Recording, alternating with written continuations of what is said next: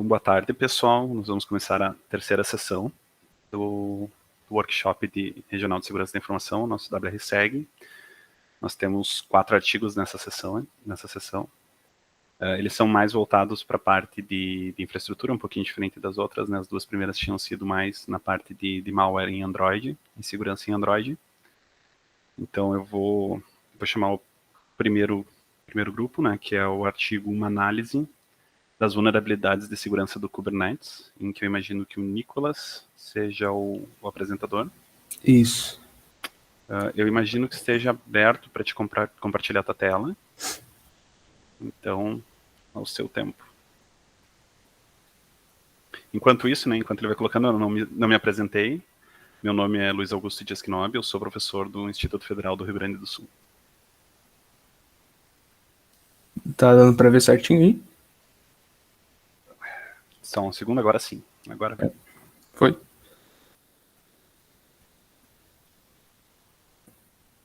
Tá. A tela tá. Dá para ver? Sim. Tá, tá. Beleza. Lembrando que tu tem 15 minutos para apresentar, né? Tá. E depois a gente abre para perguntas. Tá bom, então.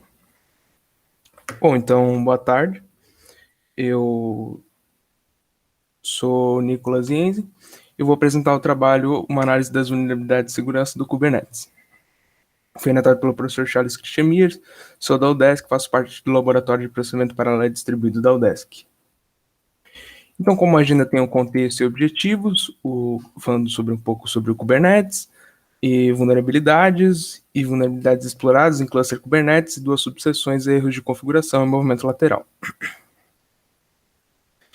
Então, o principal objetivo desse trabalho é analisar as vulnerabilidades exploradas em um cluster Kubernetes e, então, identificar quais os componentes do cluster que vão ser afetados por essas vulnerabilidades e, então, realizar uma análise das 2 principais vulnerabilidades exploradas em ataques em ambientes reais, que é os erros de configuração e o movimento lateral. Então, como introdução, se tem a maior adoção da computação em nuvem em corporações, cada vez mais empresas estão adotando o modelo de computação em nuvem, utilizando mais a arquitetura de microserviços, o qual se divide em mais componentes, e esses componentes com um tamanho menor. E então, como se tem mais componentes, vai normalmente acabar aumentando também a superfície de ataque, uma vez que vai ter mais pontos para serem explorados, para possuir vulnerabilidades, enfim, para que um atacante possa explorar eles. Então, uma breve introdução no Kubernetes, que é um dos orquestradores mais utilizados no mundo, segundo essa pesquisa aqui, que foi realizada com diversos profissionais de TI, de diversas empresas, é o orquestrador mais utilizado, com 42% dos entrevistados que utilizam, seguido pelo Docker Swarm e outros, né? Então, um Kubernetes ele vai possuir diversos componentes e diversos recursos também, e nesse trabalho aqui, então, são abordados 5, que então são os nós. Os nós podem ser tanto máquinas físicas quanto máquinas virtuais rodando, que possuem o Kubernetes, né? Que vão fazer parte do cluster. Os pods, então, ficam dentro dos nós, e então os pods vão conter os containers. Então, um nó pode ter N pods e um pod pode ter N containers. E então vai ter o controlador que é o principal, o nó principal, no caso, que vai controlar todo o cluster, que vai, então, por exemplo, fazer inserção de pods, ou então exclusão, enfim, manejar todo o cluster. E depois do controlador, o resto vão ser nós trabalhadores. Também vai ter o load balancer, qual que vai realizar o direcionamento da carga de trabalho que chega. Por exemplo, se um container está muito sobrecarregado, recebeu muitos acessos ou alguma coisa assim, o load balancer vai redirecionar os novos acessos para outros containers, para deixar o serviço disponível, para não causar a disponibilidade de serviço, né? E também vai ter APIs, que também serve para comunicar os componentes do cluster, o controlador para se comunicar com os nós, ou então os nós para se comunicar com os pods, e todos os componentes vão se comunicar normalmente por meio de APIs. aqui um diagrama, só para demonstrar, onde vai ter uma máquina hospedeira com sistema operacional e dois nós, sendo máquinas virtuais. Então, um nó controlador, os dois nós vão ter os sistemas operacionais, a rede interna e o mecanismo dos containers, que pode ser, por exemplo, um Docker, um LXC, enfim. E esse mecanismo vai se comunicar por meio de APIs com os pods e dentro de cada pod vão ter N containers. Um nó controlador ele também pode ser um trabalhador, se for do desejo de quem montou o sistema, né, do arquiteto, ou não necessariamente também. E dentro do nó controlador, então, vão ter esses outros componentes, como o escalonador de tarefas, o servidor de API principal, que serve para controlar todo o cluster por meio do servidor, né? E o controlador, que é o painel de controle, no caso principal, para gerenciar também. E o etcd, que vai, então, é um sistema de chave e valor para armazenar alguns dados do cluster. Então, de vulnerabilidades, que pode ser uma falha no software, hardware ou firmware, ou um componente do serviço, e essa falha, então, vai causar um impacto no funcionamento daquele serviço. E, então, por isso, essas vulnerabilidades apresentam riscos ao sistema, uma vez que o impacto pode ser grande, pode ser pequeno, pode causar indisponibilidade, roubo, enfim. E, então, uma CVE, em contrapartida, ela vai ser definida como um erro de configuração no software que habilita o acesso de informações e recursos do sistema. Então, uma vulnerabilidade ela vai acabar podendo ser explorada por um atacante, vai poder ser utilizada num ataque. E uma CVE é algo que já foi disponível no repositório, como a maioria conhece, o repositório CVE, e qualquer um pode ter acesso, uma versão desatualizada do software pode ter uma CVE e pode causar um impacto no funcionamento do serviço. Então, vulnerabilidades exploradas em cluster Kubernetes, que então ele possui diversos recursos e a superfície de ataque tende a aumentar, como eu tinha comentado anteriormente. Como foi exposto, tem diversos componentes, foram só alguns expostos aqui, como escalonador, servidor de API, enfim, mas tem vários outros que não caberia colocar aqui todos, mas cada um desses recursos acaba, consequentemente, tendendo a aumentar um pouco a superfície de ataque, tendendo a colocar um pouco mais de recursos para que um atacante possa explorar, ou então possivelmente ter uma vulnerabilidade, acaba sendo mais difícil também de configurar todos esses recursos, uma vez que são muitos e muitas vezes não tem como se atentar a todas as minúcias de cada um deles, principalmente se for um time pequeno, uma empresa pequena, enfim. Então, existem alguns riscos que podem ter num cluster Kubernetes, como, por exemplo, uma interceptação de mensagens, como normalmente vai ter uma rede interna do cluster, e os componentes normalmente podem se comunicar via localhost, como, por exemplo, os containers dentro de um pod. O pod sempre vai estar dentro de um nó só, então vai ser sempre uma comunicação via localhost, por meio desses pods, que então pode acabar ocorrendo uma interceptação de mensagem por um atacante, pode ocorrer o roubo de uma chave privada para decifrar as mensagens, e então acabar comprometendo toda a segurança do cluster inteiro, por meio de um acesso de administrador, ou até comprometer os dados, se por exemplo for um sistema bancário, pode comprometer as contas dos clientes, enfim. Então a exposição de API também é uma grave situação, né? Que então pode acabar gerando um acesso remoto para um atacante, ou ele podendo acessar o cluster remotamente, podendo executar ações não autorizadas, podendo executar ações que causem também um impacto no serviço.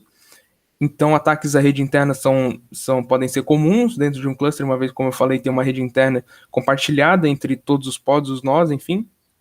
Então, o SSRF, o Server Side Request Forgery, também pode ser um ataque bem comum a ocorrer no Kubernetes, uma vez que tem essa rede interna muito coligada entre eles. E então, outras vulnerabilidades comuns e outras coisas comuns de ocorrer, então, é um erro de configuração, movimento lateral, que eu vou falar melhor posteriormente. Aqui uma tabela feita relacionando algumas vulnerabilidades vistas em repositórios públicos, como por exemplo na CVE, e algumas também por meio da literatura ou por ataques ocorridos em ambientes reais. Então, a autenticação incorreta no pod pode afetar a segurança da rede. O SR significa segurança da rede, uma vez que, por exemplo, pode acabar gerando um problema de permissão ou um problema, então, de roubo de recursos por causa dessa autenticação que foi feita por um atacante e ele consiga acesso não autorizado. Então, também pode afetar o controlador, segurança da rede, load balancer, não foi identificado nada, e API, então, também pode afetar a segurança da rede.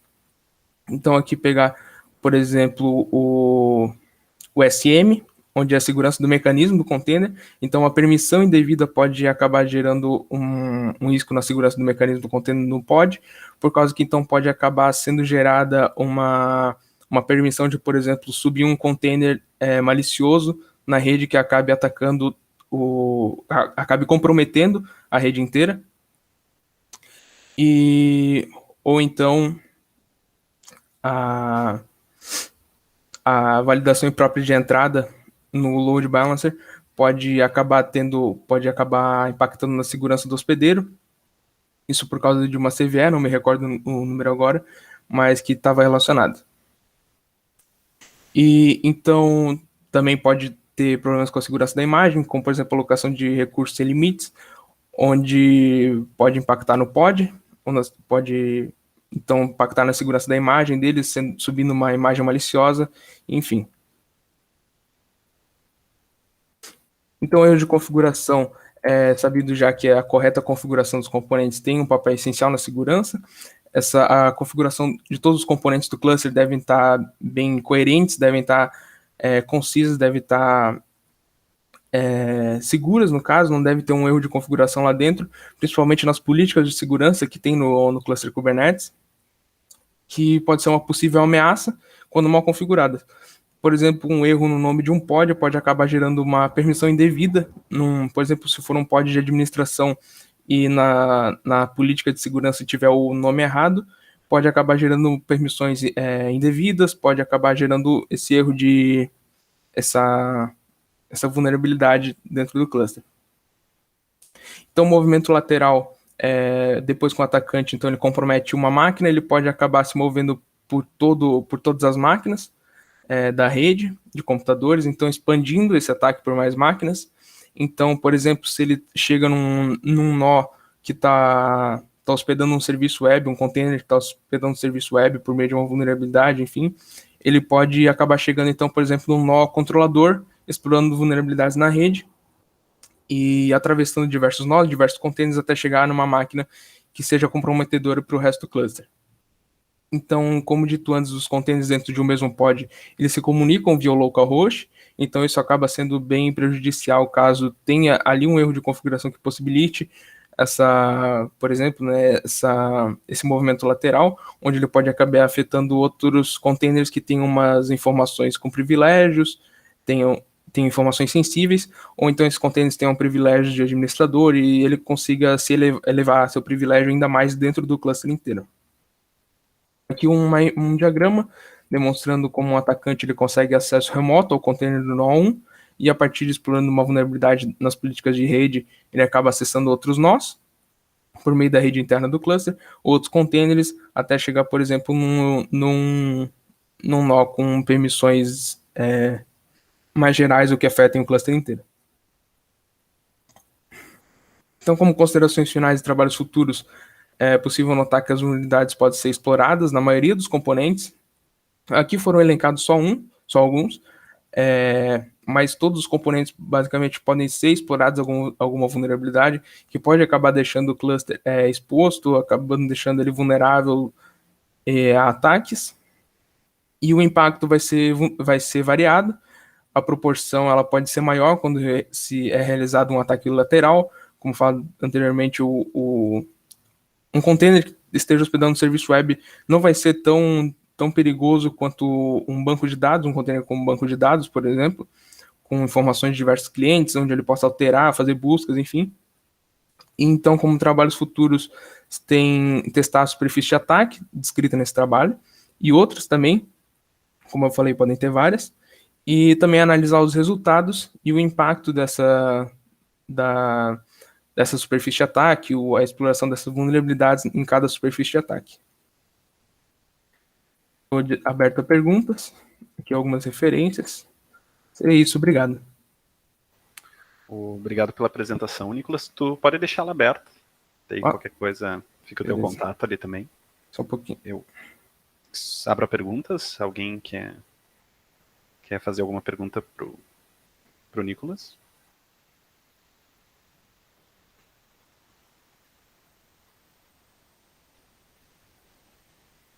Bom, então eu tenho duas perguntas para ti. Bem bacana o teu trabalho, eu acho que é uma parte bem legal essa questão de segurança do Kubernetes. A maioria dos trabalhos tratam exatamente das imagens, né?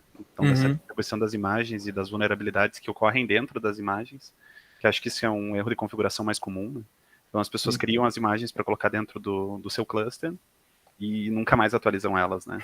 Então, essas imagens acabam ficando com CVEs, são encontradas falhas de segurança no software que está naquela imagem, e isso abre um ponto de entrada para dentro do cluster, e não é tanto pesquisado em relação ao próprio Kubernetes, né? Então, o Kubernetes como um todo não é avaliado.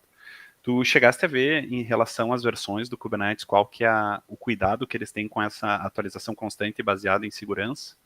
Porque tu falaste ali que tem algumas vulnerabilidades que tu chegaste a ver em CVE, por exemplo, né? O Kubernetes. O tempo que eles demoram para fazer essa atualização para dentro da solução. Olha, para falar a verdade, eu acabei não vendo isso, mas é uma informação importante, interessante até, que eu não acabei vendo, mas eu vou procurar buscar. Mas eu não sei se responde em parte também isso, mas a gente acabou até vendo em relação a CVEs no repositório, né?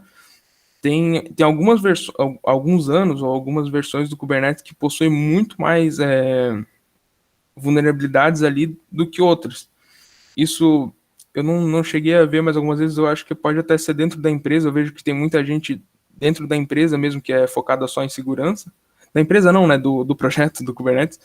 Mas eu não vi se foi algo tipo que eles pegaram e viram que estava tendo muitos ataques em determinado período e pegaram para pesquisar. Mas tem alguns períodos ali que fica bem visível assim, a diferença entre anos e outros, que tem bem mais vulnerabilidades expostas, né? Sim. E uma segunda pergunta para ti, também um comentário, né? Eu estava lendo essa semana, por sinal, em relação ao Kubernetes, e eu estava dando uma estudada um pouco na parte de Ingress, porque Ingress é uma das coisas que o Kubernetes ele terceiriza, né? Ele não tem nenhuma solução dentro dele. E eu estava lendo exatamente sobre misconfiguration por causa que annotation não tem validação, né? Então, os annotations, que é a forma que tu faz a configuração dessas ferramentas, eles não possuem validação dentro do código do Kubernetes, porque eles dependem da ferramenta terceira, né? Então, isso é um lugar onde cabe bastante erro de configuração, né? Porque se tu configurar errado lá, o Kubernetes não vai te avisar que está errado. Pois Então, tu poderia gerar uma vulnerabilidade. Esse poderia ser um estudo interessante também. Porque certamente deve ter bastante YAML na internet de configuração, né? Desses ingress. E certamente é possível notar neles essa misconfiguration, né? E o dano que isso poderia causar a uma política de segurança ou até mesmo de abertura de endereço, enfim, né? Para dentro do ingress. Olha, bem interessante, na verdade, eu até vou pesquisar depois. Eu acabei não me focando muito no Ingress nesse trabalho, por causa que realmente não é algo muito, como tu mesmo falou, é mais externo ao Kubernetes, né? Então, mas realmente, assim, é algo que eles deixam bem claro, assim, que o Kubernetes, ele realmente não avisa se tem um erro de configuração. O Docker, até algumas vezes, ele tem o Docker Scan lá, né? Algumas vezes ele até avisa.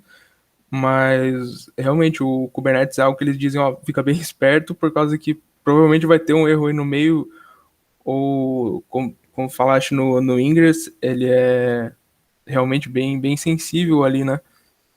A questão do redirecionamento também do acesso dentro do Ingress é bem comum misconfiguration mesmo. Muito bacana. Eu novamente pergunto, tem alguém que gostaria de fazer alguma pergunta relacionada ao trabalho? Então, nós podemos ir para o segundo. O segundo é Kata e Runcim Runtime, usando Docker. Uma comparação de perspectiva de rede. Eu imagino que quem irá apresentar é o Henrique. Isso. Já estou... Aí, tudo certo. Desculpa.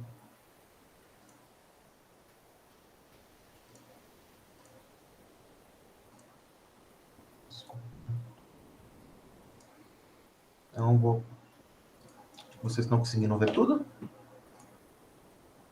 Sim.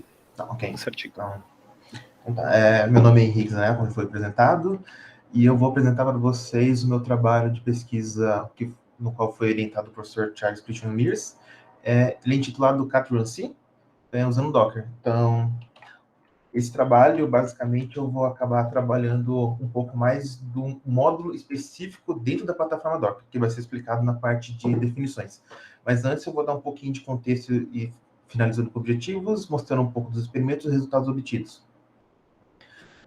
Quando se fala do contexto, a gente pensa atualmente quando se fala em Docker, né? A gente pensa em containers, porque existe um crescimento gradual da computação em nuvem desses anos e dentro dessa computação está incluído tantas as ideias de máquinas virtuais, que são uma das técnicas de virtualização, um pouco mais antiga e costumamente mais usada, mas existem as técnicas que estão em ascensão, que são os containers.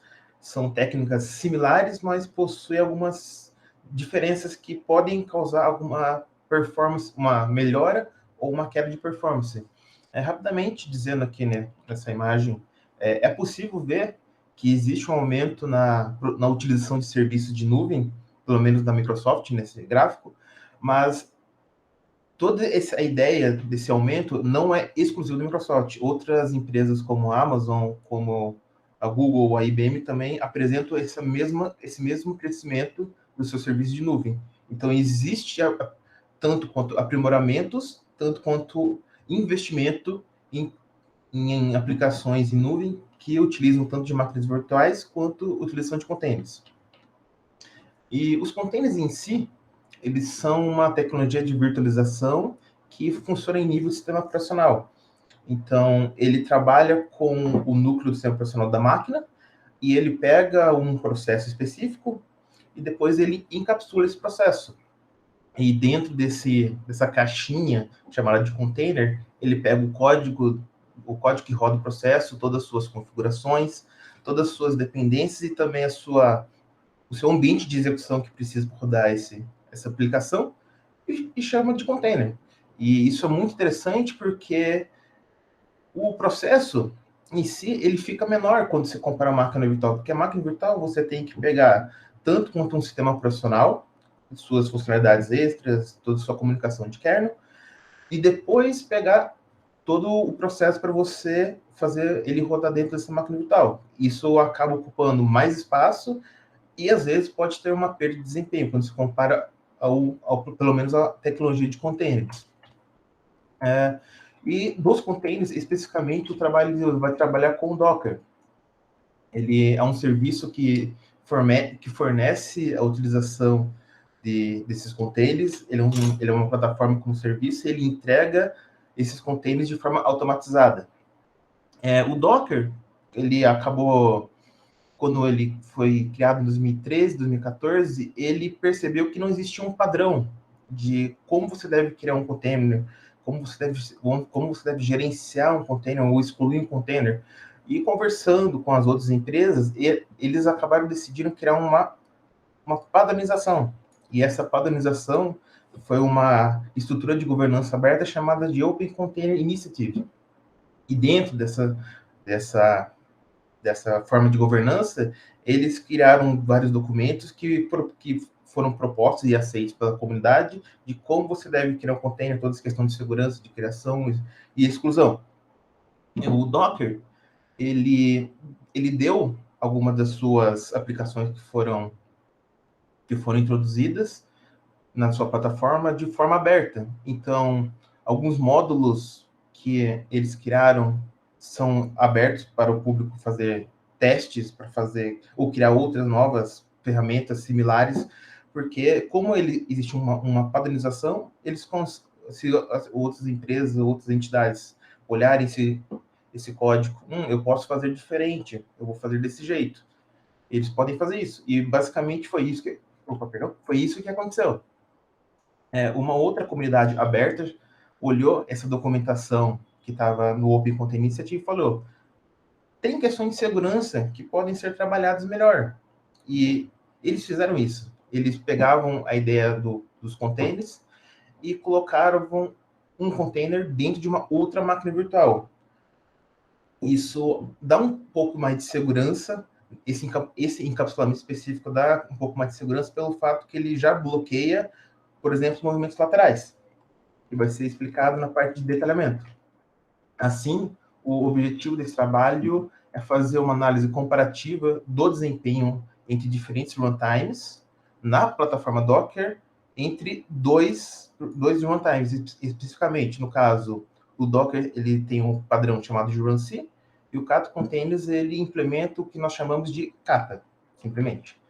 Então, dando uma observação aqui na arquitetura do Docker na esquerda, nós temos aqui a aplicação Docker, que ela se chama de Docker Engine, ela vai rodar várias funcionalidades, ela possui vários modos específicos, e nesse trabalho foi focado especificamente o que nós chamamos de Containerd. Esse Containerd, ele gerencia todo o ciclo de vida do container, e mais algumas outras coisas que são como load balancer, e coisas que vão gerenciar escalonamento dos seus processos.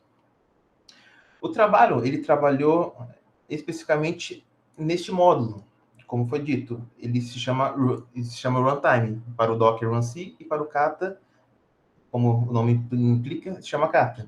Assim, o runC, ele é o padrão, ele é a tecnologia de container padrão. Ele pega um processo, ele pega suas bibliotecas e encapsula no que nós chamamos de container, ou namespace, para ser um pouco mais certo. O Kata, ele funciona de forma diferente. Ele pega o container, ele cria todo o seu container, mas primeiro ele cria uma máquina virtual minimalista. E dentro dessa máquina virtual, ele então põe o container. O que esse nível de encapsulamento, como já foi dito, ele aumenta um pouco as questões de segurança. Mas as questões de segurança, como pode melhorar, pode ser que há uma queda na questão de desempenho. Olhando na arquitetura de como o Kata implementou a rede.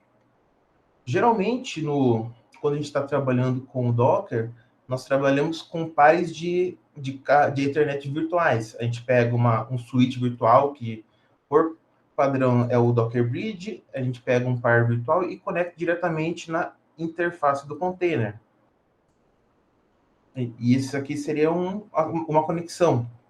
No Kata, isso não é possível pelo fato que, a máquina virtual não consegue trabalhar 100%, ou existem falhas de comunicação, porque um par VEF, um par de Ethernet virtual, não permite que a comunicação ocorra de forma perfeita, ou às vezes não permite uma comunicação.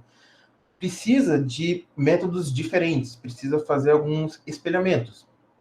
Então, neste caso, por exemplo, aqui em cima eu tenho o Docker Bridge, que está dentro do host, e aqui eu vou ter o container em si, com sua máquina virtual. Para a comunicação ocorrer, primeiro eu faço a criação de um par virtual, que ele vai ser vinculado a uma interface que está dentro da máquina virtual. Dentro dessa máquina virtual vai ter o que nós chamamos de filtro de tráfego de controle, definido algumas regras de tráfego, e os dados estão indo e vindo dentro dessas de ambas interfaces. E quando ele chega na interface TH0 na máquina virtual, ele precisa ser espelhado para uma interface chamada de TAP0. Então, se ele chegou aqui, ele precisa ser novamente espelhado para então realmente chegar na interface do container. Então, existem vários espelhamentos, existem alguns mecanismos extras, e esse mecanismo acabam afetando o desempenho de toda a comunicação de rede. Na parte do experimento, basicamente eu crio dois containers, geralmente na mesma rede. Por exemplo, eu tenho a bridge aqui, Depois eu crio 2 containers na rede host, um no host e um na bridge. Depois eu faço a criação da rede Maquivelan para então criar os containers dentro dessa rede. Tudo isso é automaticamente configurado pelo Docker, você só precisa dar os parâmetros certos. E eu faço a criação dos containers no modo Swarm do Docker, que esse modo Swarm é basicamente a utilização de 2 máquinas virtuais. Eu preciso que uma máquina tenha o Dockerd e uma outra máquina tenha o Dockerd. Então, eu faço a comunicação entre 2 Dockerds diferentes, porque uma máquina não consegue aceitar 2 Dockerds. Então, para fazer isso, eu primeiro preciso inicializar o modo Swarm como gerente. Eu acabo criando o Swarm, e dentro da outra máquina virtual, eu entro com o modo Swarm como trabalhador. Então, essa máquina ela vai gerenciar todos os pedidos, e se precisar balancear os processos da questão de escalonamento, ele vai dar de forma balanceada para outras máquinas virtuais. Enfim, eu queria a rede overlay, e finalmente eu executo 2 serviços. E devido ao load balancing, um serviço vai para a máquina virtual da esquerda, a máquina virtual 1, o outro serviço vai para a máquina virtual 2. E acaba ficando dessa forma. Eu tenho aqui a rede grid, que existe uma comunicação direta dentro do Docker. Aqui eu tenho uma comunicação do host. Eu tenho um container vinculado à rede grid e um container vinculado à rede host. Aqui eu tenho o detalhamento de 2 containers na rede Maquivelan, e aqui eu tenho o detalhamento de 2 containers na rede overlay. E tudo isso está dentro de uma rede da Udesc, que tem as máquinas virtuais por OpenStack. Tá, vamos olhar os resultados. Aqui na esquerda, vou ficar um pouquinho ruim. Aqui na esquerda eu tenho os resultados de testes de latência e de largura de banda. Eu tenho 4 cenários sendo mostrados aqui nesta imagem. Na esquerda eu tenho o RunC e eu tenho o Kata. O RunC, na esquerda, ele foi trabalhado quando uma máquina virtual que tem o container host não está sendo estressado pela ferramenta StressNG. Então, ele está com bastante recurso livre. E a gente pode ver que existe uma latência bem baixa quando a gente olha para o RunC, e existe uma latência maior quando olha para o Kata. Explicando agora no host por que está 0 em todos, o Kata ele não permite que você faça o vínculo de um container na pilha de rede da máquina do host, e por questões de segurança, porque quando você faz essa transferência de um container na rede host, ele perde toda a questão de encapsulamento. E além de não ser possível, porque ele está dentro de uma máquina virtual separada, isso quebra todas as questões de segurança, que é o que o Kata está querendo focar. Então, por isso que, neste caso, quando se trabalha com o Kata, todas as informações, todos os dados estão marcando como 0. Voltando às questões de latência e banda, pode ver que o RunC ele possui resultados melhores em todos os casos, tanto na rede Bridge quanto na rede Maquivelan e Overlay. Isso pode ser mostrado por causa como existe a comunicação de rede. No RunC, ela é mais simples. Ele é um processo que está dentro da própria máquina, do próprio host. E o Kata, ele precisa fazer espelhamentos. Um container, ele está dentro de uma máquina virtual, e os dados precisam ser espelhados. Isso faz com que seja adicionado na latência todas as informações. Na questão de largura, de novo, o RunC ele possui uma largura de banda maior de todos os casos.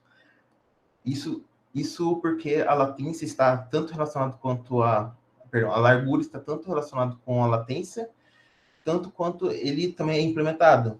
Como existe mais dados esperados, às vezes pode existir perda de pacotes, existe mais chance de ter perda de pacotes. E cada vez que existe a perda de pacote, diminui a largura de banda. O pior caso para todos é quando se trabalha com overlay, que é uma máquina virtual que contém o Dockerd e uma outra máquina virtual que contém o Dockerd.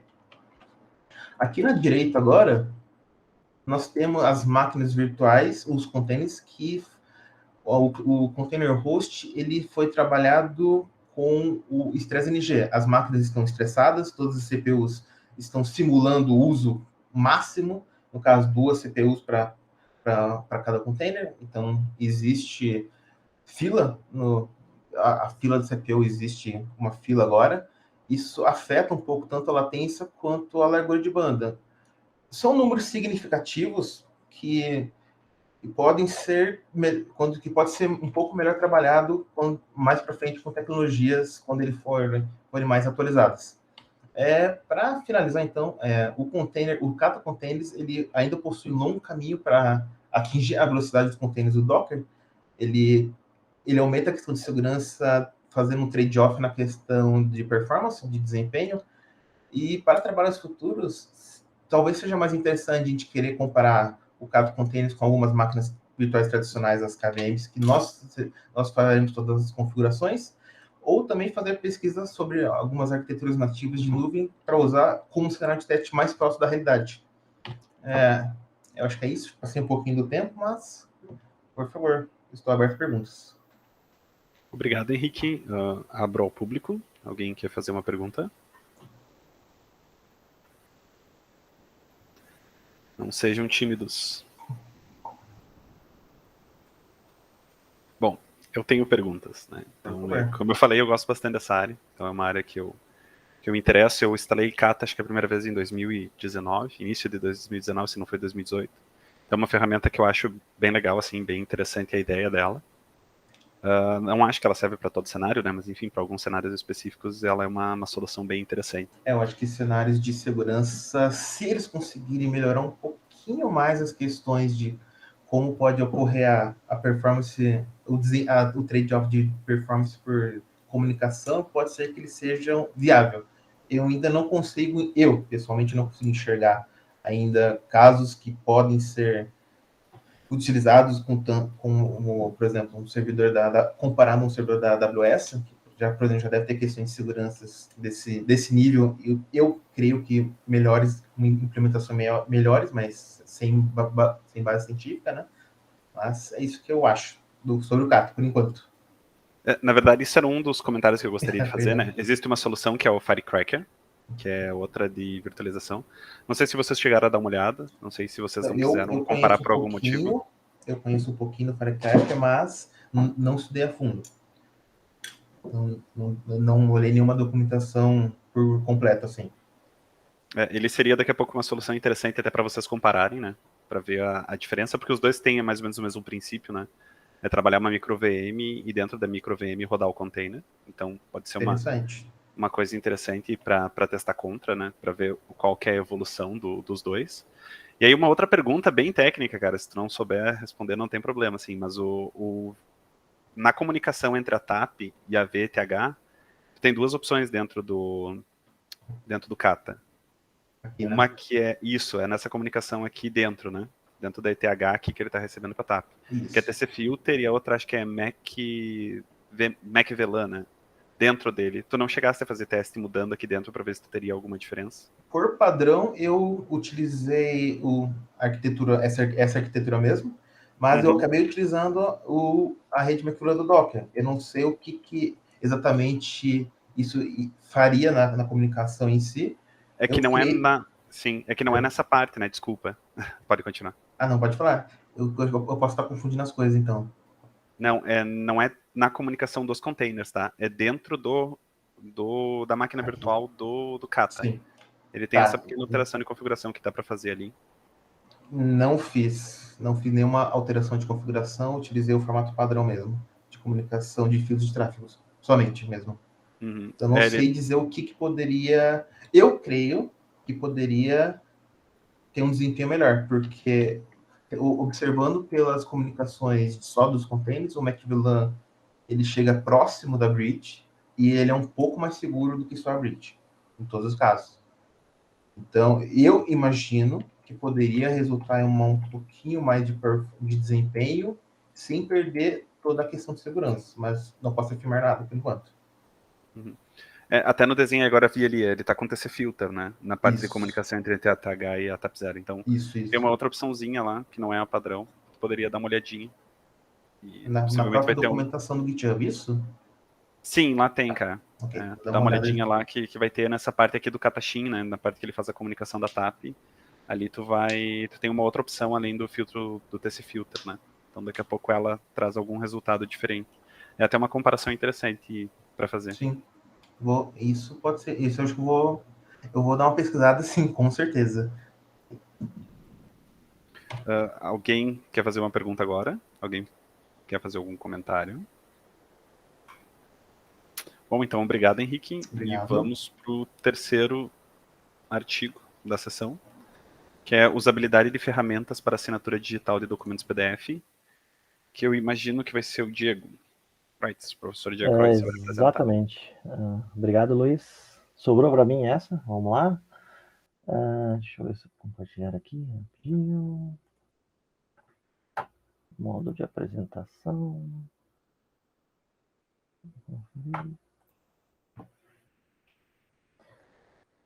Opa, não. Volta.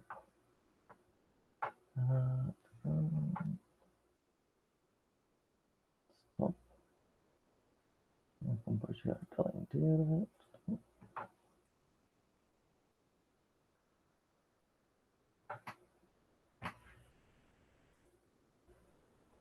Ok, agora foi. Bom, então meu nome é Diego e vou apresentar um estudo inicial que a gente realizou, objetivando identificar questões de usabilidade de ferramentas para assinatura digital de documentos PDF. Tá? A Lei 14.063 de 2020, ela tipifica 3 tipos de assinatura, né? Assinatura simples, assinatura avançada e assinatura qualificada. No caso da assinatura simples, a identificação das pessoas é através de registros simples, né? Por exemplo, credenciais, login e senha para autenticação, né? Então eu posso identificar lá a hora da autenticação realizada na assinatura do documento, né? Registrar outras informações como IP, data, hora, entre outros dados, né? Sistemas como o SEI são amplamente utilizados na administração pública, né, tanto federal quanto estadual, municipal. Depois temos várias plataformas online que também oferecem esse tipo de assinatura, que é simples, né, como ClickSign, DocuSign e vários outros. A maioria eu acredito que oferece. Depois temos as assinaturas eletrônicas avançadas, onde a identificação já requer um certificado digital, né, e uma verificação documental. Então eu posso ter infraestruturas de chaves públicas, né, como a ICP-EDU, que emitem certificados digitais, que podem ser utilizados em conjunto com ferramentas para assinatura digital de documentos. E, por fim, temos a assinatura eletrônica qualificada, né, onde a identificação, novamente, requer um certificado digital e um nível adicional de verificação documental, né, e os certificados também devem ser emitidos pela ICP Brasil, segundo a lei. Ok, tá? ICP-EDU significa assinatura avançada, quer dizer, se eu emitir um certificado agora com uma autoridade certificadora da ICP-EDU de alguma outra ICP, né, significa que eu tenho assinatura avançada, e se eu emitir um certificado ICP Brasil, significa automaticamente que eu tenho assinatura considerada qualificada? Então vamos observar esses aspectos com um exemplo do assinador GovBR, né, na plataforma GovBR, onde eu tenho caracterizados selos, né? Onde eu tenho selos bronze, prata, ouro, onde bronze significa assinatura simples, prata avançada e ouro qualificada, né? Então, o que eu preciso ter em cada um desses níveis em termos de identificação das pessoas para considerar esses tipos de assinatura? Então, no simples, eu preciso ter uma verificação, por exemplo, do SIGEP, que é um sistema do governo federal, né? Então, com uma verificação simples de um sistema, eu consigo ter assinatura simples, né? Eu não preciso ter uma verificação documental adicional. Para o nível prata, né, que é avançada, eu preciso ter uma verificação complementar, verificação documental. E a lei diz que bancos são acreditados a fornecer esse tipo de verificação para assinaturas avançadas, né? E por fim, qualificadas, onde eu tenho o que seria o selo ouro, eu preciso ainda de uma verificação documental complementar. E aqui um exemplo é a verificação biométrica, né, do Tribunal Superior Eleitoral. Tanto a assinatura avançada quanto a qualificada, na verdade, são assinaturas digitais, né? Se pegarmos a computação, né, em especial a segurança de informação, a gente tipifica esses dois tipos de assinatura como assinatura digital, porque utiliza um certificado digital emitido por uma autoridade certificadora de uma infraestrutura de chaves públicas, né? ICP Edu ou ICP Brasil, por exemplo. Então, quais são as causas da lenta adoção de assinaturas digitais, né? Porque infraestruturas de chaves públicas existem há mais de 15 anos, né? Não é algo novo, não é algo recente. Então, por que a assinatura digital está demorando tanto para se popularizar? Fazendo uma retrospectiva rápida, voltando lá para 2010, naquela época, a emissão dos certificados digitais, né, ela era presencial, então tinha que ir a pessoa lá com a documentação, fazer a verificação do cara crachá, para emitir o certificado digital, colocar num token e disponibilizar para aquela pessoa utilizar posteriormente para assinatura digital. Além disso, naquela época existiam muito poucas ferramentas que viabilizavam a assinatura digital, né? Aqui um exemplo, naquela época selecionamos o PDF Exchange porque era uma das únicas ferramentas viáveis para usuários finais, mais leigos, né, para realizar a assinatura de documentos. E aí, eu lembro-me que naquela época eu precisava ter uma máquina Windows para rodar o PDF Exchange só para assinatura digital de documentos. E além disso, naquela época também havia questões culturais fortes, né? Como, ok, vamos abandonar o papel e agora partir para documentos digitais. Havia um certo receio das pessoas que estavam acostumados, né, a lidar com papel, a arquivar papel. E agora eu tenho documentos digitais, né, arquivos digitais, que são armazenados num computador local ou na nuvem, né? E para finalizar, naquela época também havia várias questões tecnológicas, né? Por exemplo, os drivers, eu tinha, então, determinados tokens, cujos drivers funcionavam especificamente em alguma versão do Windows, né? Então eu tinha também esse problema de compatibilidade de plataforma. O que mudou de 2010 para 2020? Então, algumas coisas melhoraram. Então, por exemplo, a emissão dos certificados digitais agora é 100% online. Eu tenho várias autoridades certificadoras, tem 3 exemplos aqui, que oferecem opções de certificados digitais, né? Algumas são mais simples e diretas, como ICP Edu, uma opção, então é fácil, vai lá, acessa, emite o certificado e utiliza dentro do contexto da rede ICP Edu, né? Das instituições filiadas à RNP, no caso. Questões culturais, né? Principalmente com a pandemia, foi acelerada bastante a questão da digitalização, então agora processos, documentos, todo mundo aceita o digital, né? Então essa questão foi bastante acelerada, então todo mundo aceita assinaturas digitalizadas, assinaturas simples, assinaturas digitais, né? Aceita-se praticamente tudo hoje em dia, pelo menos observando alguns exemplos reais locais. Além disso, questões tecnológicas evoluíram muito, né? Hoje eu tenho drivers de tokens e ferramentas para tudo que é tipo de plataforma. Além disso, eu tenho sistemas online que facilitam, que simplificam o processo, né, e agilizam a questão das assinaturas eletrônicas. E aplicativos, é óbvio, né? Estamos na era dos smartphones, né, dos dispositivos móveis, temos aplicativos para assinatura digitalizada e assinatura eletrônica dos diferentes níveis, né, do simples, avançada e qualificada. Fechando, questão de ferramentas, temos uma gama de ferramentas muito maior hoje do que em 2010. Ferramentas que oferecem um suporte para eu pegar um certificado digital e fazer a assinatura digital de um documento. Bom, qual é a problemática? Então, por que ainda a ampla adoção de assinaturas digitais é, de certo modo, tímida, né? Apesar de termos uma relação de evoluções e outras questões. Então, o nosso objetivo aqui nesse trabalho é bem pontual, é investigar a questão da usabilidade das ferramentas, né, para ver o quanto elas melhoraram lá de 2010 para 2020 e se ainda existe alguma limitação de usabilidade que pode inibir o uso por parte do usuário final ou pode levar a alguma outra problemática. Então, trazer essas questões e discutir elas. Então, nosso objetivo é investigar esses aspectos aqui num conjunto de ferramentas. Então, primeira etapa do trabalho, seleção das ferramentas, e a segunda etapa, uma avaliação participativa. Então, selecionamos inicialmente 6 ferramentas, né, que funcionam em diferentes plataformas, né, tanto Windows, Linux, Mac, algumas delas. Né, então, a primeira ferramenta é o Okular, depois Wondershare PDF Element, Foxit Reader, PDF Exchange, Adobe Acrobat DC e LibreOffice. Tá? Para avaliação participativa, então, selecionamos uma população, né, um grupo de usuários, no contexto da Unipampa. Queríamos ter usuários que tinham acesso aos certificados ICP Edu, então por isso que limitamos o escopo à Unipampa. E realizamos diferentes testes, né, para validação e verificação baseado em tarefas. Então, criamos 2 questionários assíncronos, realizamos também uma discussão síncrona e, por fim, um questionário SUS durante a discussão síncrona. Então, o objetivo da avaliação foi identificar aspectos de utilização dos certificados ICP-EDU, que estão disponíveis para toda a rede de instituições vinculadas à RNP. Então, qualquer usuário de qualquer instituição vinculada à RNP pode ir lá, emitir um certificado digital, salvar no computador e sair assinando digitalmente documentos. E a utilização de ferramentas para as assinaturas digitais propriamente dita. Quer dizer, existem aspectos de usabilidade relacionados a estas ferramentas. E, por fim, também verificar a questão da validade das assinaturas. Quer dizer, eu tenho um documento digitalmente assinado, como é que eu valido esse documento? E é interessante, outro dia eu encontrei um manual de uma instituição brasileira, né, com 17 páginas mostrando como fazer a verificação da assinatura digital.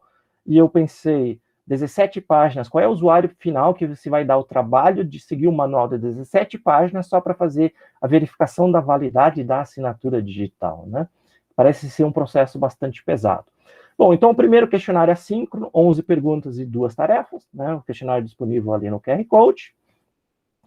Primeira tarefa, emissão do certificado ICP-EDU, aqui está a ilustraçãozinha do site da RNP, lá do ICP-EDU, tem apenas um botão lá, emitir certificado pessoal, vai lá, coloca as credenciais, emite o certificado, baixa o certificado para o computador e sai utilizando o certificado. Então, um processo teoricamente bastante simples.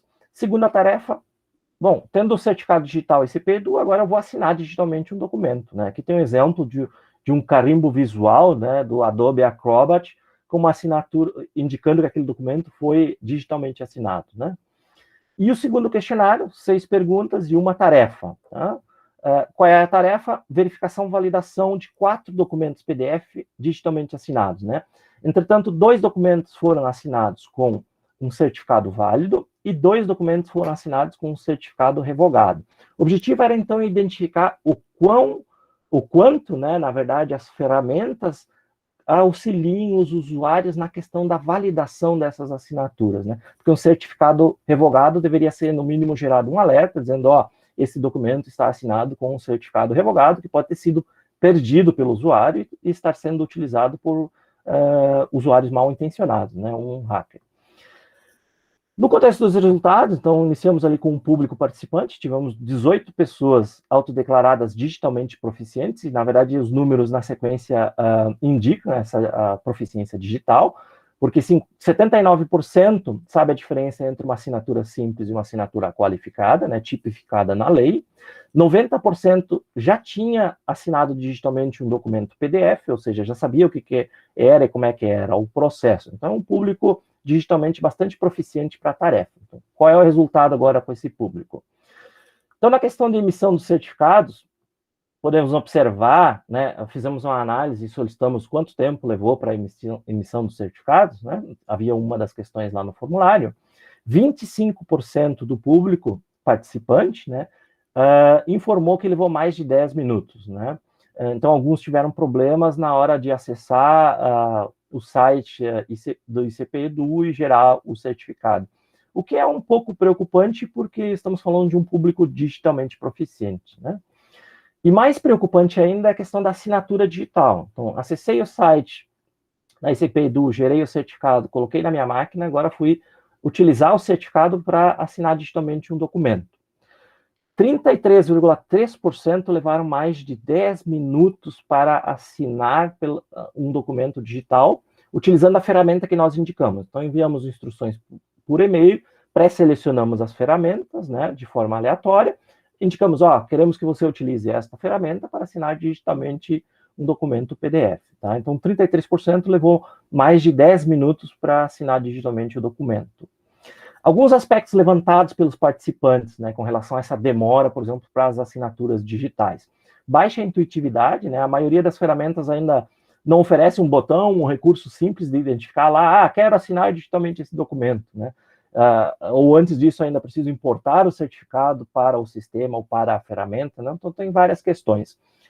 Alguns participantes indicaram também que recorreram ao manual, né?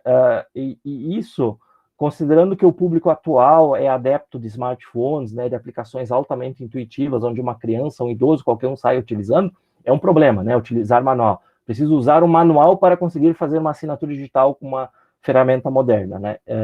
Para usuários que não são tão digitalmente proficientes, isso pode ser um problema bastante grave. E, além disso, acusaram também problemas com diferentes versões das ferramentas, né? Algumas ferramentas, em algumas versões, por exemplo, do Linux, não funcionavam ou não continham ainda o recurso, né, aquela funcionalidade específica de assinatura digital, então deu um trabalho adicional para os participantes. E aí, na segunda tarefa, né, na verdade, na primeira tarefa do segundo questionário, tinha a questão da verificação das assinaturas.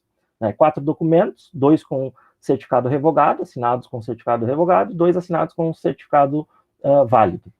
Nenhum dos participantes identificou os certificados revogados. E isso é preocupante porque os participantes eram digitalmente proficientes, a maioria analistas de tecnologia e alunos que já cursaram disciplinas avançadas de segurança. Né? Então, a questão das ferramentas não auxiliar muito bem o usuário final ou não gerar um alerta apropriado, indicando a questão da validade das assinaturas digitais. Aqui 2 exemplos, o Adobe Acrobat DC, né, no macOS. Ele tem umas letrinhas miúdas, né, na propriedade das assinaturas. Lá em cima ele indica que a assinatura tem uma validade desconhecida, né, e depois letrinhas miúdas informando sobre a data e hora, que são a data e hora do computador de quem assinou, tá, indicando ali a data e a hora. E lá embaixo também uma letrinha bem miúda informando que não foi feita nenhuma verificação de revogação, né, de certificados revogados. Mas não emitiu nenhum alerta, né? Não avisou o usuário, não disse, olha, isso pode ser um problema. Né? É tipo acessar um site com algum problema HTTPS, os navegadores dizem, opa, há um risco de segurança. As ferramentas de assinatura digital, acredito que ainda não chegaram nesse nível. Né? E aí um segundo exemplo, um pouquinho mais complicado, que é ocular no Linux, tem um botãozinho lá, Show Signatures Panel, né? Mostrar o painel das assinaturas, e ele mostra as assinaturas. Está lá, assinatura por quem foi assinado, ele indica que a assinatura é criptograficamente válida, de fato é, mesmo com certificado revogado, ela vai ser criptograficamente válida, né? Só que isso é um problema, ele induz o usuário a acreditar que aquela é a assinatura válida, né? Criptograficamente ela é válida, mas se o certificado foi revogado, aquele documento não deveria ser considerado, né? Porque pode ter sido assinado por uma outra pessoa e não pelo proprietário original do certificado. E além dessas análises, também observamos outras questões de percepção. Então, por exemplo, da emissão dos certificados, a emissão é bastante simples, acessa o site ICP Edu, coloca as credenciais da instituição, né, login e senha da Unipampa, login e senha do IFSUL, emite o certificado e sai utilizando o certificado. Então, queríamos perceber dos participantes se eles consideravam esse processo seguro, né? Então, a maioria considerou ele seguro ou intermediário, né, ou muito seguro. Só que a gente sabe hoje na área de segurança que utilizar simplesmente credenciais, temos vazamentos de credenciais toda hora, né? É algo trivial para um atacante hoje conseguir credenciais. Ainda mais numa instituição grande como a Unipampa, onde há mais de 50 sistemas, né? Basta comprometer um sistema para tentar coletar as credenciais das pessoas. E aí, com as credenciais, ele acessa o site ICP-Edu e gera os certificados e sai assinando em nome de todo mundo. Então, é um problema de segurança relativamente grave. Até foi levantado numa discussão do grupo lá, no GTID da RNP, que eu estava presente, né, e levantamos essa questão da necessidade de múltiplos fatores de autenticação, de ter algo um pouquinho mais seguro no processo de emissão, justamente por causa desses riscos, né, dessas coisas que podem eventualmente acontecer, e aí pode ser um cenário complicado. Né? Então, para finalizar, algumas considerações finais, a questão de usabilidade dos certificados melhorou muito, né, de 2010 para 2020, 2021, então acho que esse é um aspecto muito positivo, mas a usabilidade de utilização das ferramentas de assinatura digital, no contexto das ferramentas avaliadas, né, para desktop, ainda deixa bastante a desejar, né, precisar de um manual, levar mais de 10 minutos para conseguir realizar uma assinatura digital, pode ser inclusive um fator inibidor para usuários digitalmente menos proficientes. Né? Mecanismos de verificação, na hora de verificar a validade das assinaturas, eles precisam evoluir, né? No mínimo gerar alertas um pouquinho mais intuitivos e mais significativos para os usuários finais. E, além disso, ainda em alguns sistemas, como no Linux, foram observadas algumas limitações com relação a questões de ferramentas. Em termos de direções futuras, né? Existe uma necessidade, então, evidente de evoluir questões de usabilidade nesse contexto, né, para popularizar ainda mais assinaturas avançadas e qualificadas, né. Existem algumas iniciativas interessantes também com plataformas online, como a Assina@UFSC e o Assinador Gov.br, que elas são similares, né. Então, ao mesmo tempo que eles simplificam o processo e melhoram a usabilidade, né, os certificados ficam concentrados na plataforma, né? Ou seja, deixa de ser um modelo tradicional de infraestruturas de chaves públicas que seria centrado no usuário e passa a ser concentrado, né, centralizado, onde vira um único ponto de falha e além disso, além de ser um único ponto de falha, de ataque, né, então eu tenho que garantir a segurança, porque senão eu consigo comprometer certificados de milhões de pessoas. Eu tenho também problemas de escalabilidade por causa do hardware específico necessário para garantir essa segurança dos certificados e realizar as assinaturas em larga escala. Outras direções futuras, né, aplicativos para assinatura digital, que também podem ser utilizados para simplificação de processo. Naturalmente, aplicativos móveis já são mais usáveis, né, e questões de segurança mesmo, armazenamento do certificado. Provavelmente, hoje em dia, se eu utilizar os recursos de segurança embarcados num dispositivo, né, num smartphone, eu posso ter uma segurança melhor quando comparada a armazenar o meu certificado no meu desktop, que às vezes eu não tenho um cuidado apropriado de segurança, como usuário final, por exemplo, leigo, no meu desktop, né? Então, aplicativos também podem ser um caminho bem interessante. Bom, agradeço a atenção de todos e estou disponível para questões e para debatermos o assunto, que aparentemente é bem atual e interessante, né? E afeta todas as pessoas, porque hoje, por exemplo, o próprio Detran, né, vai começar a emitir documentos com assinaturas digitais avançadas, ou assinaturas eletrônicas avançadas, né? Então, o uso de assinaturas digitais, né, que são avançadas ou qualificadas, vai se popularizar daqui para frente. Então, agradeço a atenção de todos. Obrigado, Diego. Passou um pouquinho do tempo, né, mas alguém tem alguma pergunta? Algum comentário? Boa tarde, Diego. Parabéns pela apresentação, gostei muito. É um assunto muito atual. Eu acho que isso vai ser uma coisa que vamos ter que trabalhar cada dia mais, com a questão de digitalização de tudo, né? Então, a gente vai ter que trabalhar a questão de segurança cada vez mais. E a questão dos certificados, geralmente são feitas pelas chaves privadas serem vinculadas aos PDFs, certo? Para ir depois validadas com a chave pública. E pelo que eu entendi, parece que estava dando questões de perda de desempenho por mais de 10 minutos. O pessoal tinha que configurar alguma coisa. É, questão de utilização, né? O certificado que tu precisa importar e, às vezes, encontrar o local na ferramenta para realizar a assinatura digital, né? Então, é o processo de usabilidade de utilização das ferramentas, não o processo de assinatura propriamente dita. A assinatura é simples, né? É executar uma operação lá matemática utilizando a chave privada, né? Acho que esse processo é simples. Mas a questão de usar a ferramenta para conseguir realizar a assinatura digital, né? Esse é o ponto que avaliamos. Entendi. E isso eu imagino que deve ser uma coisa bem complicada de trabalhar com usuários. Se as pessoas que já sabem, parece que já estavam com algumas dificuldades, pessoas mais comuns, como você disse, imagina o pessoal do Detran querer usar uma ferramenta dessa. Pessoas um pouco mais comuns, né? Na verdade, assim. todas as pessoas, né? Se o Detran vai utilizar, todas as pessoas que têm CNH, né, documentos do Detran, vão acabar utilizando de uma forma ou de outra. Será que essas pessoas vão conseguir, com eficiência, talvez, validar? O objetivo aqui é justamente trazer para a discussão, né? Porque, assim, ó, a minha percepção, né? Onde é que está sempre o problema, né? O problema nunca são os usuários finais, né? O problema sempre é a área de tecnologia, somos nós, o pessoal da computação, né? O pessoal da área de segurança, que ainda não desenvolveu soluções mais usáveis para os usuários finais, né? Eu gosto muito de pegar para os meus alunos o exemplo da Amazon. O lema da Amazon é o cliente sempre está certo, sempre, né?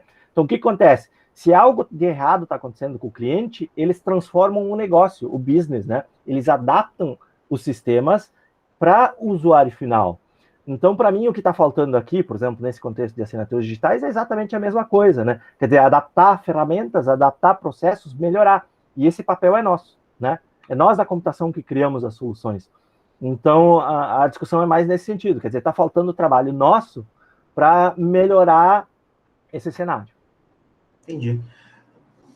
Não sei se vale a pena discutir mais. Vocês olharam algumas questões de interação humano-computador, ou aplicou alguma ideia nos questionários? Nos questionários, a gente seguiu metodologias de IHC, né? Quando a gente aplicou os questionários, aplicou o SUS, isso tudo vem de métodos definidos em IHC, na área de IHC. Beleza. Acho que é só isso mesmo. Uhum. Infelizmente, a gente vai ter que parar a discussão, né? Até para não atrasar para a próxima sessão. Nós temos Mas não tem problema, eu já sabia que o Guilherme não ia ocupar todo o tempo dele. O Guilherme é me orientando. A apresentação dele vai ser mais curta. E nós também podemos continuar a discussão, né? Se alguém quiser conversar sobre esse assunto, às 5h40, né? Na hora que a gente vai ter a sala ali compartilhada, então a gente pode continuar essa discussão. Eu também queria fazer 2 comentários. É muito engraçado que o Adobe, por exemplo, tem uma opção que é assinar e não é a parte de assinatura de certificado digital. Exatamente. Né? É um menu chamado certificado. Então, qualquer pessoa que não sabe de computação vai chegar lá, vai ler assinar e vai clicar no botão assinar. E não é onde é que estão os certificados, né? Mas tudo bem, né? É questão de desenvolvimento, como o Diego comentou, né? E eu usei recentemente o sistema do governo federal, daquele de assinatura, que é pelos selos. E lá é bem mais fácil. Nossa, lá tá bem implementadinho. Então, essa parte do governo eu não tenho tanto medo, assim, porque lá já tá bem melhor implementado do que essa questão de documentos, né? Então tá, muito obrigado. E vamos para o último artigo, então, da sessão, que é QuickAutoML. Uma ferramenta... Então? Sim. Beleza. Estão conseguindo ver aí já? Sim. Então, olá a todos, eu sou o Guilherme e eu vou apresentar aqui a QuickAutoML, que é uma ferramenta para treinamento automatizado de modelos de aprendizado de máquina. E só dando um overview, assim, aprendizado de máquina é uma sub-área da inteligência artificial que estuda a capacidade das máquinas, né, os computadores, de identificarem padrões através de exemplos, né? E, por exemplo, um caso de uso seria a detecção de aplicações malignas em Android, né, que meus colegas apresentaram anteriormente. E por mais que não haja um consenso sobre quais são as etapas que esse processo compreende, as mais utilizadas, assim, são a coleta de dados, a preparação dos dados, a seleção de algoritmos, o treinamento e o ajuste do modelo. Bom, e é importante frisar que esse processo ele é cíclico, ou seja, ele não começa na coleta e se encerra no ajuste, né? Frequentemente é necessário, quando chega no ajuste, né, pode ser que os dados mudaram, né, chegaram novos dados, alguma coisa da regra de negócio mudou, então esse processo ele está sempre como um ciclo, né? Ele nunca termina. Falando sobre a coleta dos dados, aqui são adquiridos os dados que irão servir de insumo para o treinamento dos modelos. E esses dados podem vir das mais variadas fontes, né? Como bancos de dados, imagens, vídeos, né? Que seriam as fontes que não são estruturadas, né? Com linhas e colunas, arquivos Excel, arquivos CSV, arquivos JSON, sensores e por aí vai. E geralmente esses dados, os dados brutos, né, como nós chamamos, eles apresentam algumas inconsistências, né, ou erros que fazem com que eles não possam ser utilizados diretamente pelo modelo. Então é necessário efetuarmos algumas operações neles, né. E os tipos mais comuns de erros que aparecem nos dados são a presença de valores ausentes, né, os famosos null values, que é basicamente quando um campo ele não é preenchido, e o modelo ele não tem a capacidade de entender esses valores ausentes, então é necessário efetuar alguma operação em cima deles. Também a conversão de tipos de dado, como um dos casos mais frequentes que aparece é quando um campo que ele é numérico, né, ou seja, ele espera apenas valores numéricos, ele é preenchido como um campo de texto. Ali, no caso, como se fosse preenchido com um string. E assim como os valores ausentes, o modelo também não sabe lidar com valores textuais. Então, é necessário efetuar alguma operação para fazer essa conversão direta, né, do valor string para um valor numérico. E também acontece frequentemente erros nos valores, né? Aqui, no caso, supomos que temos um formulário, né, onde um usuário qualquer insere seu nome e a sua idade. Aqui, analisando a idade, é bem justo supor que ele foi preenchido incorretamente, né, já que uma pessoa com idade de 300 anos não é muito comum por aí. Aqui pode ter acontecido que o usuário foi digitar 30 e incorretamente digitou 300. E esse é um erro que, por mais que o modelo aceite, né, esse número 300, ele obviamente está incorreto, e isso vai causar alguns erros lá nas etapas finais, né, quando vamos fazer as predições com o modelo. E então, com os dados já ajustados, nós podemos fazer a seleção de algoritmos. E existem até centenas de algoritmos possíveis que nós podemos escolher para representar os nossos dados. E existem também alguns critérios que nós devemos considerar para fazer essa escolha, né, como avaliar o tamanho do conjunto de dados, já que alguns modelos, né, como o SVM, né, a máquina de vetores suporte, ela tem um desempenho bem pior, consideravelmente, em relação a outros, como uma floresta aleatória. E talvez em um conjunto de dados muito grande, né, como 500 mil registros, isso pode significar que o SVM não é utilizável, né, para esse problema. Também avaliar a interpretabilidade, né, que é a capacidade de entendermos a saída de um modelo, né, do ponto de vista humano, e medir a distribuição dos dados, né, já que alguns modelos, né, como uma regressão linear, ela sofre muito com a presença de outliers, né, que é basicamente a presença de pontos que estão muito ou acima ou abaixo da média, né. Isso dificulta bastante para o modelo entender os padrões dos dados.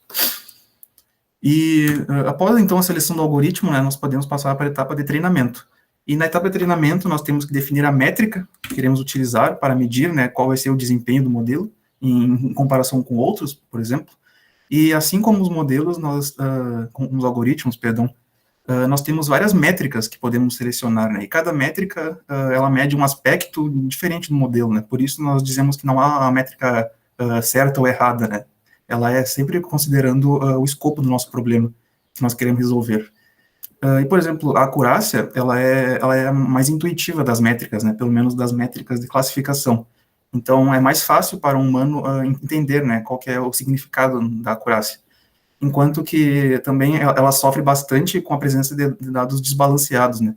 Então, seguindo ali o exemplo dos dados de malwares Android, né, se eu tenho um dataset com 1000 registros, por exemplo, e ele tem 100 registros de aplicações benignas e 900 de aplicações malignas, isso representa um desbalanceamento, ou seja, é mais propenso que o modelo aprenda bem com os dados majoritários, né, que estão em maior número, porque ele vai ter simplesmente mais exemplos, né, para conseguir entender os padrões. Também avaliar o enviesamento, que é simplesmente o erro do modelo. Aqui eu trouxe um exemplo, imaginando que eu estou classificando os meus dados em duas classes, né, entre bolas e estrelas. No caso ali, aquela linha seria as predições do modelo. Então, tudo que está acima do gráfico, da linha, seria a classe bola, e abaixo seria a estrela. Aqui, como a gente pode ver também, essa linha é bem insatisfatória para fazer essa classificação, porque, como nós podemos ver, existem várias estrelas ainda acima da linha e várias bolinhas abaixo da linha. Então, isso constitui um alto viés que o modelo está apresentando. Aqui, possivelmente, uma reta não é suficiente, né, para conseguir fazer essa tarefa. E também, junto com isso, nós temos que avaliar os resultados, né. No caso, uma das técnicas mais utilizadas para fazer a validação dos resultados é a validação cruzada, onde eu pego o meu conjunto de dados inteiramente e faço 5 partições, né, ou K partições, né, dependendo do meu objetivo, né, mas o valor mais comum é 4 ou 5. Aqui eu trouxe um exemplo com 5, então eu divido meus dados em 5 partições, e eu faço o treino com 4, e faço um teste com a partição restante. Isso me garante que eu vou fazer um teste com dados novos, né, ou seja, dados que o modelo ainda não viu. Isso me garante que, quando for fazer o teste, né, eu vou ver os dados novos, e então eu vou ter certeza que o modelo não está simplesmente decorando os dados, né, ele está realmente aprendendo os padrões. E então, por fim, eu posso fazer o refinamento do modelo, que eu obtive na etapa de treinamento, e uma das atividades mais importantes, por assim dizer, no refinamento é o ajuste dos hiperparâmetros. E os hiperparâmetros, eles são basicamente variáveis que eles controlam o processo de aprendizado do modelo. E assim também como os algoritmos e as métricas, eu tenho várias possibilidades de hiperparâmetros que eu devo ajustar. Aqui, no caso, eu estou trazendo a implementação do Random Forest, né, da floresta aleatória do Scikit-learn, e eu tenho, por exemplo, número de estimadores, profundidade máxima das árvores, amostras mínimas que cada partição vai ter, features máximas, né, que eu posso ter, número máximo de nós folha, critério de partição, entre outros que eu resolvi não incluir aqui. Mas, como nós podemos ver, né, esse processo ele é bem complexo, né, e chega a ser até mesmo tedioso, porque principalmente na etapa de ajuste dos hiperparâmetros, se eu for fazer isso de forma manual, eu vou ter que testar cada valor de uma vez, compilar o modelo, treinar o modelo, e dependendo se meu modelo leva bastante tempo para treinar, né, pode ser que eu leve até, dias, semanas para eu ajustar esses hiperparâmetros manualmente, né, fora a escolha do modelo e a escolha das métricas. Então, fica bem evidente a necessidade de soluções para a automatização desse treinamento, né, um processo conhecido como AutoML ou Automated Machine Learning, ou ainda aprendizado de máquina automatizado. Então, a nossa proposta da ferramenta, né, a proposta da Quick AutoML, é simplificar e automatizar essas 3 últimas etapas, né, de seleção de algoritmos, treinamento e refinamento do modelo. E a implementação da ferramenta, ela recebe como entrada um conjunto de dados e ela define uma lista de candidatos a modelo. E para cada candidato, ela testa esse candidato, ajusta esses parâmetros e treina ele. E no final, ela vê qual foi o candidato que obteve o melhor desempenho para esse conjunto de dados, e esse modelo que teve o melhor desempenho, ele é escolhido como um modelo ótimo, né, considerando a lista de possíveis modelos.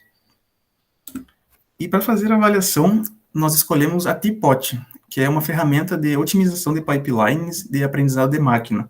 E nós a escolhemos pelo fato dela possuir uma proposta bastante semelhante à da Quick AutoML. E para fazer a avaliação, então, nós executamos 6 experimentos, né, cada um com um conjunto de dados diferente e com diferentes características, né, como o número de amostras, e número de características seria o número que cada exemplo vai ter, né, de características. E esses foram os nossos resultados obtidos, que nós comparamos o tempo em segundos que cada ferramenta teve para executar e a acurácia final, né, do modelo resultante de cada ferramenta. E aqui é interessante nós visualizarmos que em 3 dos 6 experimentos, né, a ferramenta Quick AutoML, ela obteve resultados em acurácia bastante semelhantes à da TPOT, porém em um tempo de execução consideravelmente menor, né? Aqui nesse caso as diferenças, perdão, são ainda mais evidentes, né? Onde a Quick AutoML executou em 7.11 segundos, aproximadamente, no dataset Hypothyroid, enquanto que a TPOT demorou 158 segundos, né? Mais de 158. E enquanto no dataset DIS, a Quick AutoML executou em aproximadamente quase 8 segundos ali, e a TPOT executou em quase 210 segundos. E nós obtivemos ainda um caso que ainda a Quick AutoML conseguiu encontrar uma solução ainda melhor que a da TPOT, e mantendo o mesmo padrão de tempo de execução bem menor. Então, nas nossas considerações finais, né, baseado nos resultados, a nossa ideia inicial, né, de desenvolver uma ferramenta que criasse um balanço, né, entre o tempo e entre o desempenho e o tempo de execução, né. Então, qual que é a ideia? Não é que a Quick AutoML conseguisse encontrar a melhor solução possível, né, porque isso, como nós vimos, ia levar bastante tempo, né. Aqui naqueles nossos conjuntos de dados, o maior tinha aproximadamente 3.000 linhas, né, e isso, na vida real, assim, datasets podem chegar a até 1 milhão de linhas, né, mais. Então, o tempo de execução poderia facilmente chegar a semanas até. Isso considerando um contexto, né, digamos que eu quero colocar essa minha ideia, né, que é baseada em Machine Learning, o mais rápido possível no mercado, né, então, talvez eu não queira esperar uma semana para eu fazer essa validação, né. Então, a Quick AutoML, ela ajuda justamente nisso, né, a eu ter um modelo que não é o melhor, né, mas é um modelo adequado a um problema em um tempo de execução bem reduzido, né, considerando outras ferramentas populares que existem de aprendizado de máquina automatizado.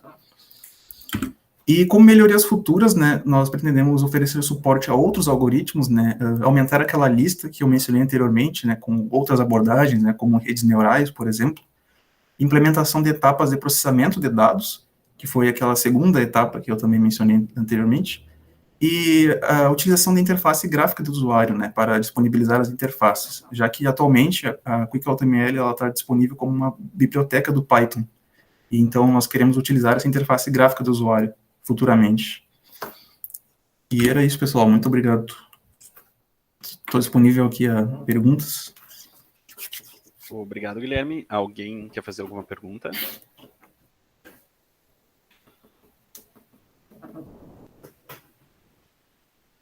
Bom, nós estamos com o tempo um pouquinho apertado, né? A gente já está no horário da sessão. Mas eu quero fazer sim uma pergunta. Eu queria... Isso é uma coisa que eu também não sou da área, né? Essa é uma área um pouco mais fora dessa questão de, por exemplo, de infraestrutura, né? Essa parte de ML. Mas tu não acredita que esse processo, agora é uma pergunta de leigo, né? Não acredita que esse processo pode direcionar para um resultado que muitas vezes com o treinamento ele vai ter uma acurácia muito grande, mas ele pode ter uma resposta pior por estar ultra definindo o melhor cenário possível para aquele treinamento? Não sei se minha pergunta faz sentido. No caso, se o modelo está tão ajustado a um problema que ele acaba performando pior, algo assim? Não, porque tu tem ali, beleza, tu tem o teu cenário que tu está utilizando para validar aquela solução, mas ele é um cenário limitado também, né? Tu já está com ele definido. E aí tu tem um modelo que tu define tanto ele, tu faz tanto tweak nele para chegar na solução perfeita para aquele cenário que ele poderia ter uma resposta pior no mundo real. É possível isso também, né? Inclusive, geralmente quando a gente tem esses dados esses dados que estão por aí na internet, né? Até por aí, até com os guris, quando a gente trabalha, né, com essa parte de malware, né, de detecção de malware, frequentemente os dados, né, como nós vimos anteriormente, eles estão já, por exemplo, ali no site fala que o dado é de 2021, mas na real ele é antigo. E isso também dificulta bastante o treinamento, porque o modelo ele é específico ao conjunto de dados em si. Então, se eu mudar alguma coisa nos dados, aquele modelo já não serve mais para mim, né? E às vezes os dados eles nem mudam, né? Por exemplo, as características elas seguem as mesmas, né? Eu tenho os mesmos features, né? Mas se alguma coisa conceitual muda, né? Uma regra de negócio muda, esse modelo ele já não é mais válido. Isso também é um ponto bem negativo, né? Porque imagina se eu tiver o trabalho de treinar um modelo por semanas, até ajustar ele perfeitamente aos meus dados. E aí eu descubro que no final ele já não serve mais porque alguma coisa no meu processo mudou. Alguma maneira de coletar os dados mudou, ou algum dado novo surgiu, ou algum dado novo já não é mais utilizado. Então, tudo isso também faz esse impacto, né? E essa também foi um dos motivos, né, que nós tivemos essa ideia de criar essa ferramenta, que ela tivesse como foco máximo colocar um modelo adequado ali e com um tempo de execução bem reduzido. Luiz, acho que a tua pergunta tem a ver com a do trabalho anterior. Acho que é bem bacana esse ponto, né? É importante essa pergunta, porque, na verdade, o que a gente tentou mostrar? Os malwares, o número de características vai variando, né? Quer dizer, um malware mais antigo tem menos características, o novo tem mais características, né? Tu poderia até fazer intersecção das características similares, mas tu não pega todo o conjunto. Então, tem uma série de fatores ali que, na verdade, vão impactar no final das contas, e pode ser que tu chegue num modelo que não é realista, né, que ele não consegue ficar representando a realidade continuamente, né, e é um problema que a gente está investigando, na verdade, que a gente tem muito interesse, principalmente nessa área de detecção de malwares. Boa tarde, pessoal. Eu só queria colocar uma questão, desculpa. Parabéns aí, Guilherme, pela apresentação e pelo trabalho. Obrigado. Pessoal, tenho uma dúvida. Quando você fala de métricas, chegou um slide lá que você apontou com relação às métricas para identificar o melhor algoritmo aí. Você colocou ali acurácia e precisão. Qual seria a diferença entre acurácia e precisão em um algoritmo? Perfeita pergunta. A acurácia, a fórmula dela, a matemática, é basicamente assim, ó, eu pego todos os casos que meu modelo acertou, que nós chamamos de os verdadeiros positivos e os verdadeiros negativos, né? Ou seja, aquilo que era de fato positivo e o modelo classificou como positivo. Ou aquilo que era negativo, né? E o modelo classificou como negativo, por exemplo. Enquanto que a precisão, ela sofre mais quando o modelo lança vários falsos positivos. Ou seja, digamos que eu estou predizendo um sistema que detecta alguma doença, por exemplo. Se eu uso a acurácia, eu pego tudo aquilo que o modelo acertou, ou seja, a pessoa que realmente tinha uma doença, e o modelo diz que ela tinha. Enquanto que, e também o resultado que deu que a pessoa não tinha doença, e ela realmente não tinha. E eu divido isso por todos os meus dados. Isso vai me dar acurácia, né? Ou seja, qual foi a porcentagem que o modelo acertou? A gente pode ler assim também. Enquanto que a precisão, ele sofre bastante quando tem vários falsos positivos. Então, se o modelo está gerando vários falsos positivos, eu vou dar uma penalidade maior a essa métrica. Então, são vários aspectos. Enquanto que a revocação também, só que ao contrário da precisão, ela sofre mais com falsos negativos. Eu tenho uma penalidade maior quando eu gero isso. Entendi. Obrigado, basicamente Guilherme. isso. Capaz, eu que agradeço. Obrigado pela pergunta. Bom, pessoal, então obrigado a todos. Como eu comentei, quem tiver alguma pergunta ou quiser fazer algum comentário direto com os autores, eu imagino que a maioria deles deva entrar ali pelas 5h40 lá no nosso chat, então pode ser conversado lá. Obrigado pela presença de todos, quem ficou até o final. Eu vou encerrar a gravação e nos vemos na próxima sessão, que o Vinícius já colocou ali no chat, né, que começa agora às 13h30 com o professor Robin Lunardi. Então tá, pessoal, muito obrigado. Feito, pessoal. Abraço.